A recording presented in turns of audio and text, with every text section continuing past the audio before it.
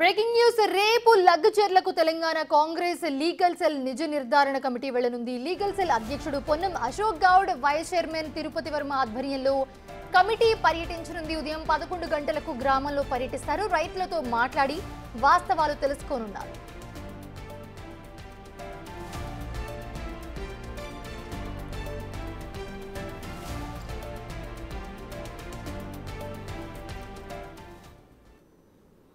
ఈ అంశానికి సంబంధించి మరిన్ని అప్డేట్స్ అందించడానికి మా ప్రతినిధి హేమ లైవ్ లో జాయిన్ అవుతున్నారు. హేమ.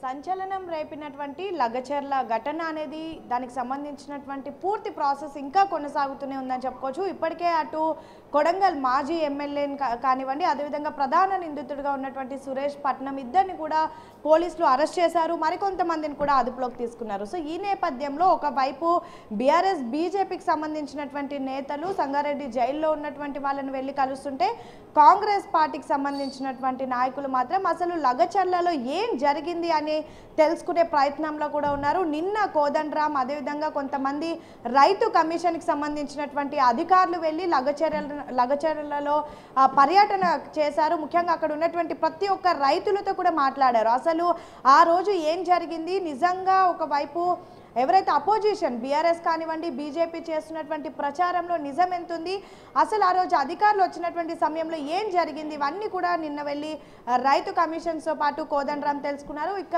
రేపు ఉదయం 11 గంటలకు లగచర్లకు ఇటు కాంగ్రెస్కి సంబంధించినటువంటి లీగల్ టీం, నిజ నిర్ధారణ టీం కూడా వెళ్ళనుంది. ముఖ్యంగా ఈ లీగల్ టీంకి అధ్యక్షుడిగా అటు పొన్నం ప్రభాకర్తో పాటు అశోక్ గౌడ్, వైస్ చైర్మన్ తిరుపతి వర్మ ఆధ్వర్యంలో కూడా ఈ పర్యటన కొనసాగుతుంది. రేపు 11 గంటలకు లగచర్ల గ్రామానికి చేరుకోనున్నారు. చేరుకున్న తర్వాత పూర్తి ఆ గ్రామంలో ఉన్నటువంటి ప్రతి ఒక్కరితో కూడా మాట్లాడనున్నారు. ముఖ్యంగా అసలు ఏం జరిగింది, నిజ నిర్ధారణ ఏంటి తెలుసుకునే పనిలో అయితే ప్రస్తుతం ఈ కమిటీ వెళ్ళబోతుందని చెప్పుకోవచ్చు. ఇప్పటికే ఒక్కసారి మనం లగచర్లలో జరిగినటువంటి ఘటన చూసుకుంటే 2 తెలుగు రాష్ట్రాల్లో కూడా సంచలనం రేపింది. ఏకంగా కలెక్టర్ పైన కానివ్వండి, అధికారుల మీద దాడి చేయడం, దాని తర్వాత జరిగినటువంటి పరిణామాలు, ముఖ్యంగా ఇందులో బీఆర్ఎస్కి సంబంధించినటువంటి నేతలు అటు కొడంగల్ మాజీ ఎమ్మెల్యే పట్నం కానివ్వండి, పట్నంకి అటు కేటీఆర్ కూడా చెప్పడం వల్ల ఇదంతా జరిగిందని, మరోవర్ ఈ సురేష్ అనే వ్యక్తి కానివ్వండి, పూర్తిగా అసలు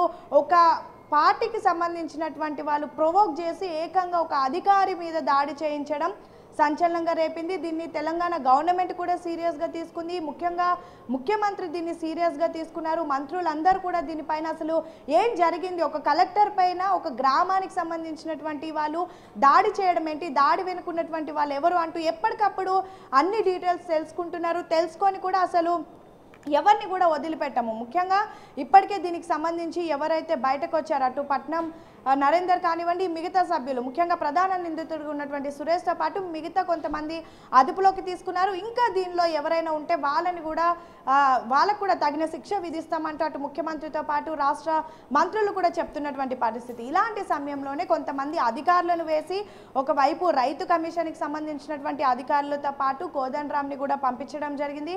మరొక వైపు మరికొంతమంది అధికారులను పంపిస్తున్నారు. ఇక రేపైతే కాంగ్రెస్కి సంబంధించినటువంటి లీగల్ టీం వెళ్ళి అసలు ఏం జరిగింది నిజ నిర్ధారణ కమిటీ కూడా చేయనుంది. పొన్నం ప్రభాకర్తో పాటుగా ఇటు ఎవరైతే అశోక్ గౌడ్ వైస్ చైర్మన్ కావండి, తిరుపతి వర్మ, వీళ్ళంతా కూడా రేపు 11 గంటలకు లగచర్లకు వెళ్ళనున్నారు. వెళ్ళిన తర్వాత పూర్తి పరిణామాలు తెలుసుకోనున్నారు. ఎందుకంటే ఆ వీడియోస్లో చూసినవి కానివ్వండి, లేదంటే ఎవరో చెప్పినటువంటి మాటల కంటే గ్రౌండ్లోకి వెళ్తే అసలు నిజంగా ప్రజల నుంచి ఈ ఏదైతే ఫార్మా భూమికి సంబంధించి వ్యతిరేకత ఉందా, లేదంటే ఎవరైనా ప్రొవోక్ చేసి కావాలని, అంటే వాళ్ళకి అసలు కొంతవరకు గ్రామంలో ఉన్నటువంటి వాళ్ళకి కానివ్వండి, రైతులకు కానివ్వండి, అసలు కొన్ని విషయాలు తెలియదు, ఎవరో ఒకరు ప్రోవోక్ చేస్తే తప్ప వాళ్ళు ఈ విధంగా బిహేవ్ చేయరు. సో అసలు గ్రౌండ్ లెవెల్లో ఏం జరిగింది, ఆ రోజు ముఖ్యంగా అక్కడికి కలెక్టర్ వచ్చిన తర్వాత, అంటే ముందుగా కలెక్టర్తో కానివ్వండి, అధికారులతో కానివ్వండి, రైతులందరూ మాట్లాడారు.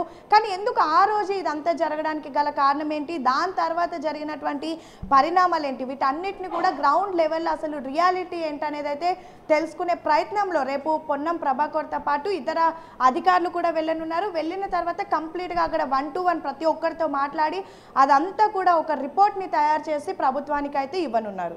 Right, thanks for the updates Hema.